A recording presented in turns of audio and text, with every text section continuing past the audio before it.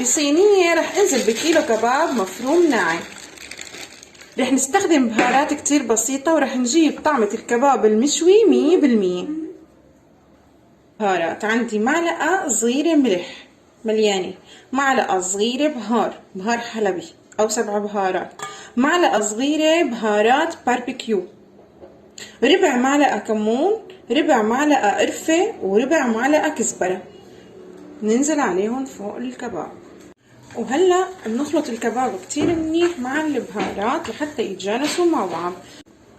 وهلا بالصينية اللي بدنا نشوي فيها بننزل بشوية زيت، وهلا بندخلهم على الفرن درجة حرارة عالية من فوق ومن تحت. وهلا بعد ما دخلت الصينية على الفرن رح افرم بندورة ناعمة، بصل ناعم، ودق سنين توم. وهلا رح اجيب مصفى ناعمة وانزل عليها بالبصلة والبندورة والثوم. المية اللي بدها تنزل منه رح نضيف عليها شوية اضافات وناخدها نسقي فيها الكبابة. برش عليهم رشة ملح مشان تنزل ميتهم اسرع. وبين ما تطلع ميتهم بهالاثناء رح جيب صحن وانزل بعصير ليمونة، معلقتين زيت حلو،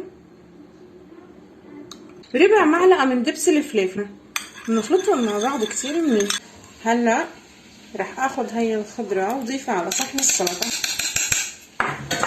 ورح اخد المية اللي نزلت منهم وضيفها على هذا الصوص اللي انا عملته، ونحركهم مع بعض كتير منيح. وهلا رح جيب الكباب وسقيه من الصوص اللي عملناه. هلا لسه بدنا نرجع ندخلها على الشوايه من فوق. بعد ما تسقسقت عندي اللحمه هيك بهالشكل، نعطيها بنرجع مسحه تانية من الصوص.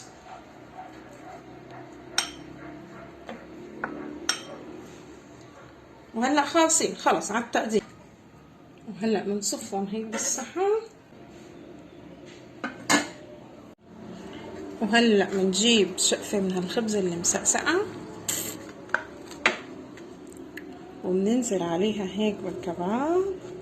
بنجيب السلطه وشوفوا لي السقسقه هيك. وبس والله نصيحه، تابعوني ما بتستفادوا شي.